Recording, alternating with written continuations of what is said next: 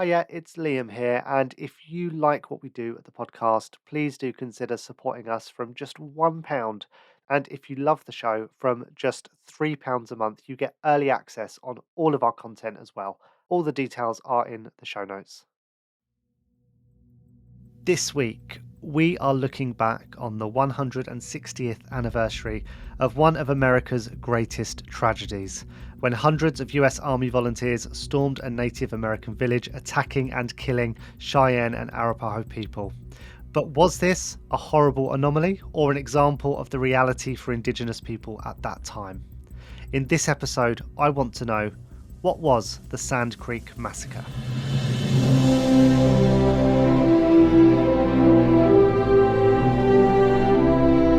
Welcome to America, a history podcast. I'm Liam Heffernan, and every week we answer a different question to understand the people, the places, and the events that make the USA what it is today.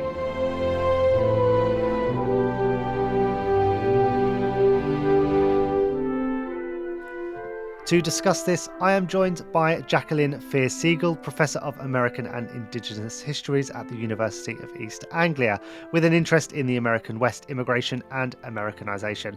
Jackie, great to have you back on the podcast. Good to be here. Very good to be here. Yeah, really looking forward to chatting about this with you, although maybe looking forward is not quite the right word, but I think it's an important conversation to be having, especially on the anniversary of this. So, let's kick off. And I wonder if you could just explain in broad terms what the Sand Creek Massacre is. The Sand Creek Massacre was a surprise attack. It was a surprise attack on a peaceful, mostly unarmed Cheyenne Arapaho village by the US Army, who were mostly volunteers from Colorado working under the command of Colonel John Chivington. And the estimates vary, but it seems that from recent figures that the number of the Cheyenne Arapaho killed was probably between 150 and 200, and almost all of these were women and children and the elderly. And one of the gruesome aspects of this massacre was that many of the bodies were deliberately mutilated. So after the bodies were mutilated and the soldiers under Chivington returned to Denver triumphantly, some of the body parts were displayed as basically trophies of war. So this was a heinous atrocity, and perhaps one of the worst in American military history, of which there, of course, have been many. And one of the aspects of this that makes it a little bit different is, although at the time it was treated as a huge triumph for Chivington, there were then later reports by members of the group who he had been commanding disputing what he said, and essentially talking about the cruelty and barbarism of the soldiers. And 100 of those soldiers were not ready to obey his command. So it's a terrible massacre, but it's a massacre for which we have different evidence from often what was usually the case. Just to clarify, because my understanding of this is that it wasn't the US government, it was a band of Army volunteers. Is that right? Yes. Essentially, Colorado was still a territory at the time, and the government had organised a group of volunteers to basically defend and work in the Civil War. They were on the side of the Union, and they were very organised. But Chivington had been a very successful commander in the Civil War, and he was the leader of this group of mostly volunteers. You're right. How does that maybe change our understanding of what happened? You mean because it wasn't all the official army? Although the man who reported back to Washington and basically instigated the investigation, he was a member of the US Army. Right. And so were a lot of the men who refused the commands of Chivington. So it's different in one sense, but then of course we have to remember that the Civil War was going on. We're in the midst of the Civil War. It's not till April 1865 that we're going to get General Robert E. Lee surrendering, and therefore the end of the Civil War. So an awful lot of the fighting forces of the Union were basically occupied fighting the Confederates and basically trying to defend the Union. So there were an awful lot of volunteer armies out in the territories that were used to attack, fight Indians and so-called defend the lands for the settlers. Okay, so considering as well that the Civil War was still going on, why did this need to happen? What was the justification for doing this? Well, it's very complicated, but it has to be seen both in the context of the Civil War, but also in the context of the social and political and geographic changes that were happening very, very fast out west. Because even though fighting was going on for the Civil War, in the Civil War, there was also settlement continuing out west. And the settlers were very determined to take the land from the native nations. And so, if you can imagine, basically several different aspects of America, of the creation of the United States, or the protection of what was already existing United States. One was basically preserving the Union, but the other was to occupy the lands, because California had come into the Union in 1850. So we've got a sort of bookended nation, but with the central part not yet part of the United States, still territories. So I think we need to see this as part of a much broader issue around settler colonialism. This was the settlers, the governor of Colorado, and obviously the US Army with Chivington, essentially trying to exert the power of the United States over the lands that had not yet been won over. And a whole series of treaties were written with the different tribes and signed.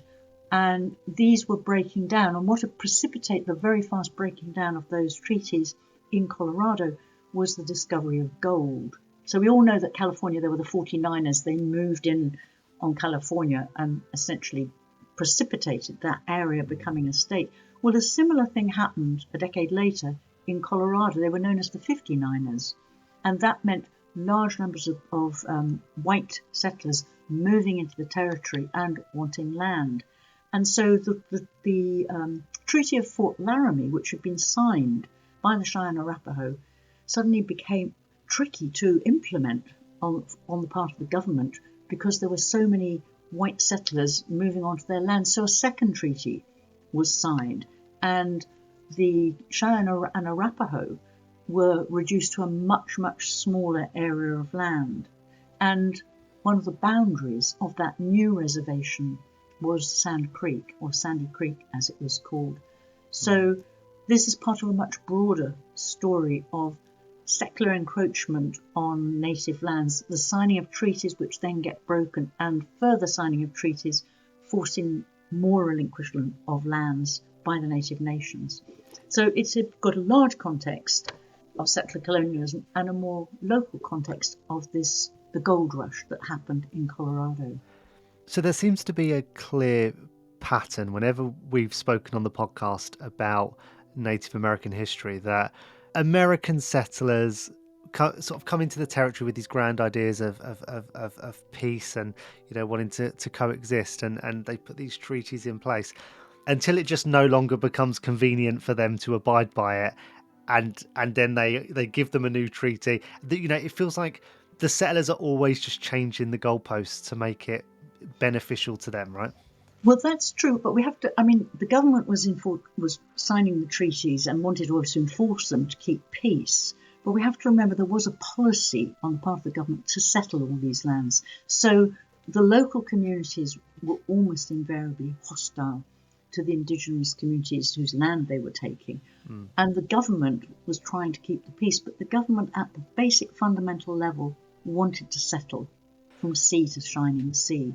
So the notion of manifest destiny, which we know has a kind of long and tricky past, was driving these settlements. And it's the local population that are taking on the native nations, but the government is also supporting it with policies to encourage them to emigrate, and also supporting it with the presence of a whole line of forts which were manned by the US Army.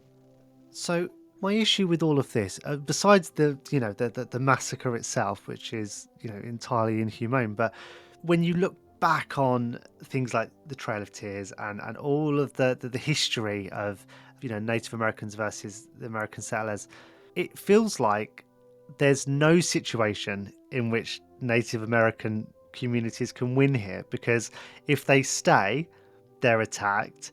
If they're moved on, they die, or they're eventually attacked and moved again. It's like whatever they do is still in some way encroaching on the American settlers, and there's just something that feels inherently unfair about the system there. Well, I think once we have the creation of the United States in the 18th century, that was a moment of doom for all the native nations. And once we have the capacity to move fast onto the plains, then there is a speeding up of the process of settlement. So yes, demographically speaking, the white settlers are progressively more and more powerful, and technologically speaking, they're also in command because they have access to metal and guns. And although native nations were able to acquire these, they still were dependent on whites for the ammunition. So there was a lot of trading going on. But I think you're right in what you say. At the very basic level, it was only a question of time before all the native nations were suppressed, and it was a question of how best to do it. And on the part of the native nations, their issue was how best to confront this powerful nation. And obviously there were different ways.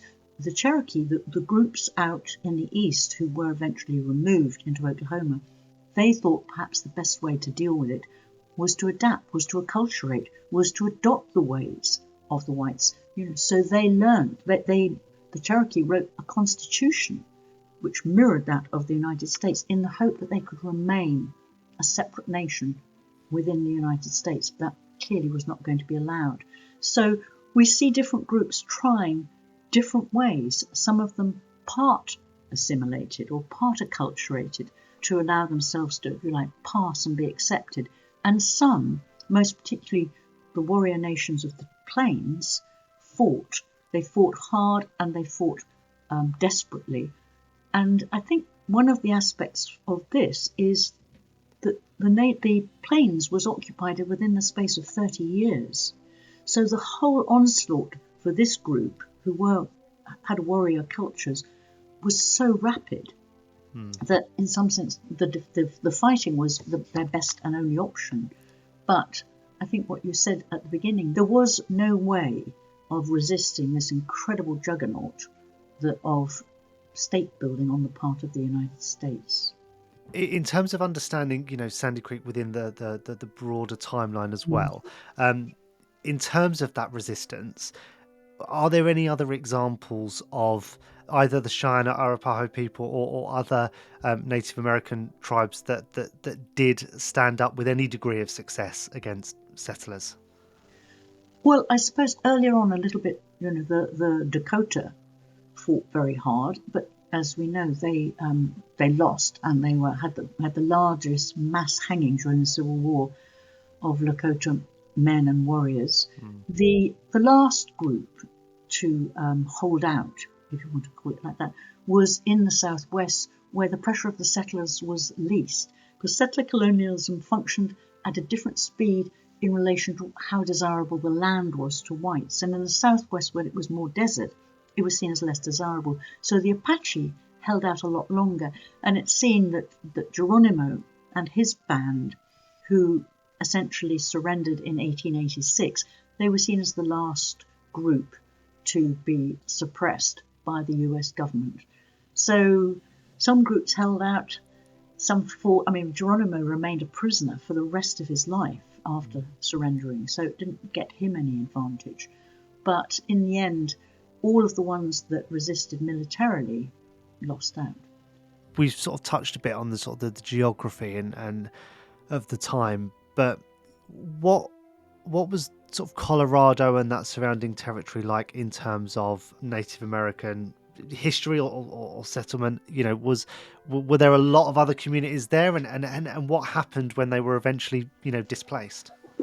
Well, there were a lot of other communities there, and it was the Cheyenne had basically had most of Colorado and a lot of aspects of what are now the surrounding states as part of their territories, because these were not stationary communities. They had their lands, and obviously there were disputes. So we have to remember that there were disputes and fights between native nations, but they were moving following the large herds of buffalo or American bison.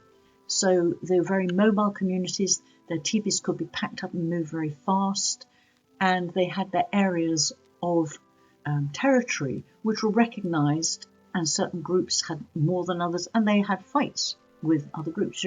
For example, the Kiowa and the Osage had an ongoing battle for land. So these were not tribes or groups of people necessarily living peaceably together, but there had been some kind of modus operandus on the plains. And the arrival of white settlers completely interrupted that. And by this time, the beginning of the decline of the buffalo herds was meaning that the economic base of these warrior tribes of the plains was being undermined, both deliberately and accidentally by various settlers, but essentially setting up farms. Okay, so now that we've sort of established a little bit more context over the history and the relations at the time, I think we need to tackle what happened at Sandy Creek head on, because this was a horrible event, and it's still unclear to me exactly how that was triggered and why it happened. Well, it seems that the group that was attacked, which was the chief that was in command of that group, was Black Kettle, had been at peace. They were a peaceable group, which is why it's seen as such a terrible tragedy. They had signed the Treaty of Fort Laramie. Black Kettle signed in 1851, and this new treaty, which was a result of the encroachment of settlers on their lands, was signed only just 10 years later in 1861. So I think just that decade, you can see the speed at which things were moving because of the tide of Euro-American immigration that was basically moving across the land. So the Cheyenne and Arapaho had already surrendered most of their land, which they had previously held ownership of, and had accepted this small little tract in southeastern Colorado. The run-up to these events was a series of killings, and there were always young warriors over whom the chiefs didn't have control or command. And so there were a series of murders and killings, and certain groups of men like Chivington held all Indians responsible for these killings. So they didn't really discriminate between those who were peaceable, like Black Kettle's group, and those who were not. I mean, when the attack began at Sand Creek, there was an American flag hauled up, as well as white flags of peace to indicate that these people were not at war. But I think we can understand the motive behind Chivington if we look at some of the words that he's been known to quote, because he actually really hated Indians. And so this is one of the things he said: "Damn any man who sympathizes with Indians. I've come to kill Indians and believe it is right and honorable to use any means under God's heaven to kill Indians. Kill and scalp all, big and little. Nits make lice." So, if you like, that's the justification for killing Indian children, because they're seen as future warriors. So there is a background of skirmishes, killings, people that are mining, individual incidents that are happening. And then there is this desire on the part of the settlers, who Chivington is the volunteer forces commanding, to see an end to Indians. So I think one of the terrible things about Sand Creek Massacre is it exposes in the raw the motivations that were behind an awful lot of settler killings of Indian peoples. Yeah, it feels very much like there were some events that just provided, in Chivington's mind, the justification to then commit that large-scale murder of, up to 200 Native Americans, which, from everything you've said, just feels like a hate crime. I think it has to be considered like that. I mean, even a crime of genocide, because we know that in California, after it had become a state, that the government of California was actually condoning the killing of Indians. It was probably the worst state-supported genocide of any states, but this kind of Chivington at the Sand Creek Massacre was another such event. So it's a hate crime, but it's also larger in the sense that it's an attempt to wipe out a whole group of peoples. So you do it peaceably if you can with treaties, and then militarily if you can't. What actually happened on that day, on November 29th, 1860? Chivington and his army arrive. Do they go after the leaders and the men, or is it just storm in, kill everyone? Well, some of them, a large number of the men were away at a treaty signing meeting, and so most of the people at the camp were women and children, or the older men who weren't warriors, and they were attacked immediately. And as I said, the people raised white flags and an American flag, but there wasn't any mercy spared, and so they retreated after some of the killings had taken place. They retreated up the valley and they dug themselves into ditches, but the army under Chivington went after them. And so we know it went on for some days with not only killings, but as I said, mutilations and the triumphant collection of body part trophies. So, if you like, they didn't stand a chance, and they were at peace with the United States, and they thought that they would be defended by the United States. So it was a terrible misunderstanding in the sense of what their situation was. Yeah. So it wasn't even just like a hostile takeover of the land. It was they went in to hunt those people and to kill them, right? I think that was correct, yes. And as terrible as this was, how normal was this kind of behaviour towards Native Americans? Maybe not on this scale, but just the callous, just assault and murder of Native Americans. Is this something that happened often? Well, I think there are enough examples, especially in the oral histories of the different native nations, talking about attacks by the armies. We've got enough evidence of it. But I think what's very unusual about this one is that we have an official record, because amongst the soldiers under Chivington's command, we now know that there were 100 that refused to take the orders, and there was one. He came out of abolitionist background, although he was a very renowned and good fighter. Silas Sewell refused to fight, refused to go in and obey Chivington, and then he launched he lodged a complaint with Washington, and as a result of his complaint, the Joint Committee on the Conduct of the War conducted an investigation of this massacre. Now, they condemned Chivington in very harsh terms and his soldiers, but there was no court-martial against Chivington because he had by then retired from the army, so he couldn't be tried by military court. So he wasn't convicted of criminal charges, and that was partly because he played a very key role as a commander in the Civil War. However, it did end his career. Chivington wanted to become a politician. He would like to have become a governor, and so his political hopes were ruined, and he became known as the Butcher of Sand Creek. So at the time, there was this investigation and several others in Washington. So the evidence came out and a condemnation was issued. And then far more recently, in the National Archives in Denver, in the year 2000, manuscript copies of letters from Captain Silas Sewell and several other army officers were discovered. And these are first-hand accounts of the massacre written at the time. And what they reveal is the moral resistance of some of the soldiers to the barbarism that they were seeing enacted. They were seeing babies' brains being beaten out, and they were horrified. And so, as primary sources, these letters show not only the atrocities at Sand Creek, but they also show us that there were men who were resisting, white soldiers who were resistant to the orders. So I think it's a complicated story, and it's slowly unfolding.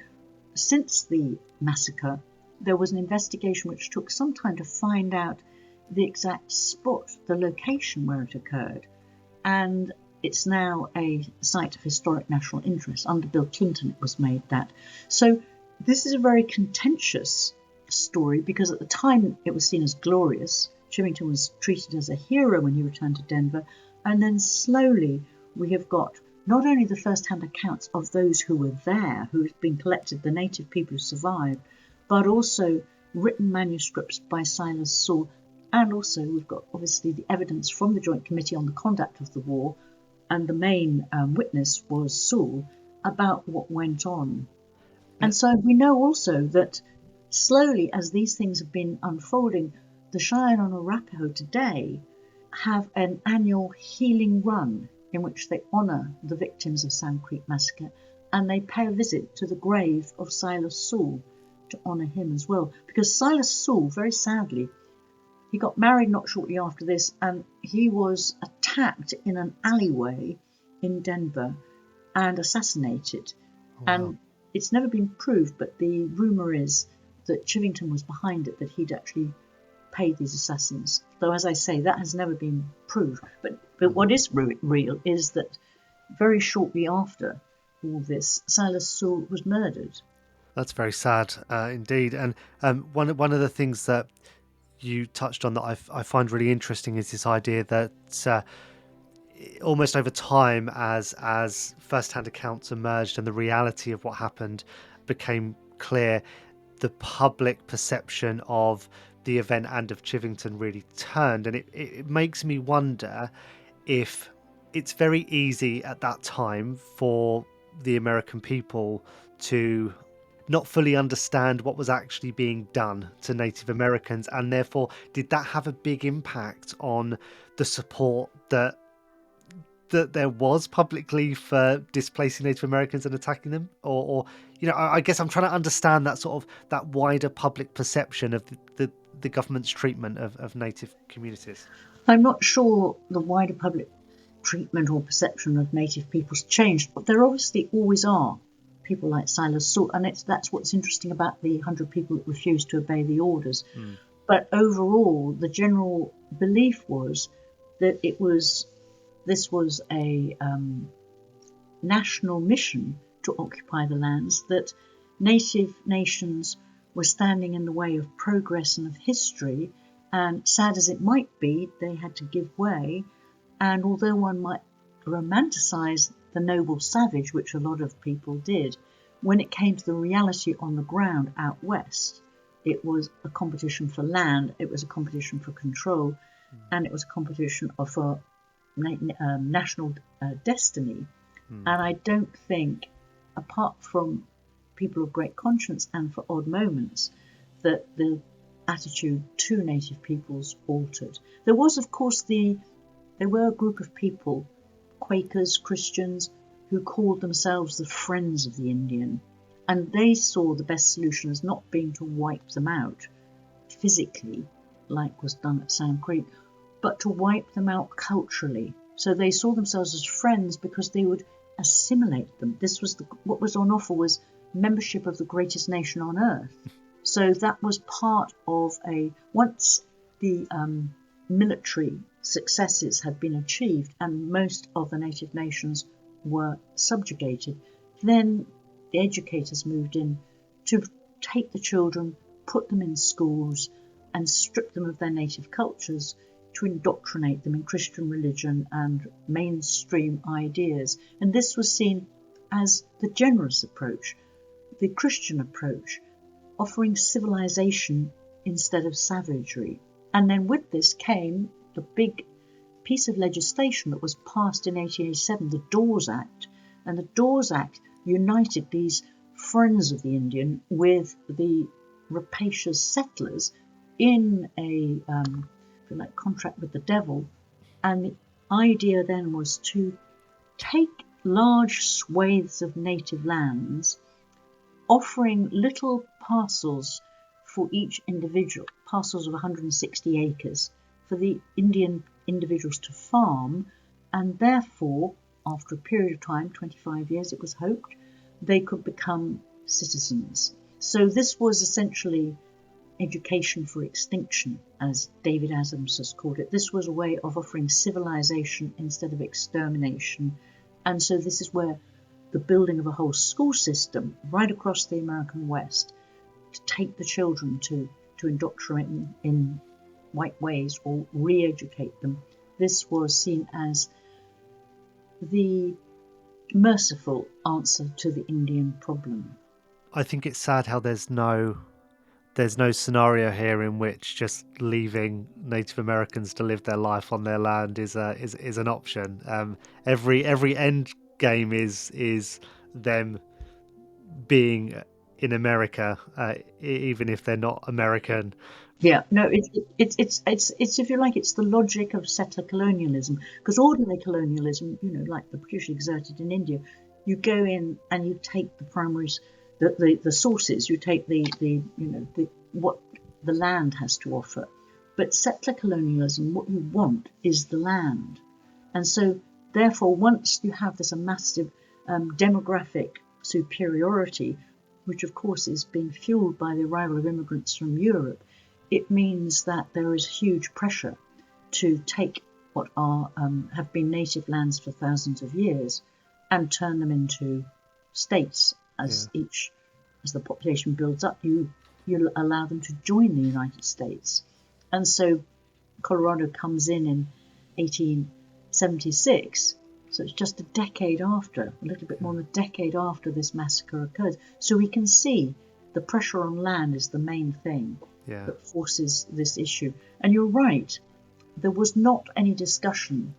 There was a brief discussion when they moved all the eastern tribes, the so-called 5 civilized tribes, out of the eastern states to what's now Oklahoma. There was a brief discussion about allowing it to be Indian lands, but as soon as they started organizing to have entry to the Union as an Indian state, there was complete horror that this might be allowed, and that was clearly not on the books. So the possibility of having an Indian state, because they'd moved not just the 5 civilized tribes, but a lot of other tribes into that region, that was not something that a racist nation like the United States could possibly think about.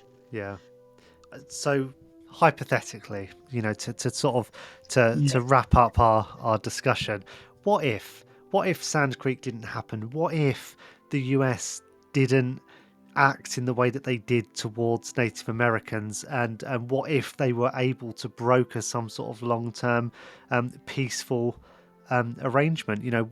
What does that do to the United States that we know today? It's quite hard to imagine that, because it would have required a very different attitude to land. I think one of the things that's interesting to think about is the people that mostly populated the United States came from Europe, where land was power, and they hadn't had it. The people that came had not been the big landholders. And so with this attitude to land and its relationship to power and wealth, it's very hard to envisage how they could have allowed what they saw as savages to have any kind of dominion over the land. And I think the removal of the so-called 5 civilized tribes who had adopted all sorts of so-called civilized ways, including, it's horrible to add, slavery. They were often slave-holding Indians in those nations. It's hard to imagine what you're talking about, or how it could possibly have been enacted with the mindset, the historical background, and the drive basically fueled by the massive technological superiority of the white population. So it is, if you like, it's obviously one of the abiding problems for America to admit, because it may be possible to apologize for slavery, but it's quite difficult to apologize for completely dispossessing a whole group of other peoples. So it is a conundrum, very hard to discuss it with any positive outcome. Yeah, of course. And what we've been talking about today, the Sand Creek Massacre is one example of that very long and fairly terrible relationship between Native Americans and US settlers. And Jackie, I really appreciate you spending the time to enlighten us all on exactly what happened. And for anyone that does want to find out more about Sand Creek and indeed wider Native American history, we're going to put some links and some resources in the show notes for you to do just that. And you can also reach out to the show as well, and I'll be glad to point you in the right direction. But Jackie, again, thank you for joining us for this episode. It's been super, super insightful. And if anyone wants to connect with you, where can they do that? On my email is the best thing. I don't know if you can put it out there. It's j.fear-siegel@uea.ac.uk. Awesome. You have already just put it out there. Thank you. And you can find me on X. I'm still hanging on via This Is the Hef. So find me there, and also on LinkedIn. Just search for my name. And of course, if you enjoyed this podcast, we would really appreciate if you leave us a rating and a review wherever you're listening to this, and give us a follow, because then all future episodes appear in your feed, and it will help other people find episodes like this. And also, we are going to record a bit of bonus content straight after this, which, if you do support us, and links are in the show notes, you'll get access to right away when this podcast episode goes live. But thank you very much for listening, and goodbye.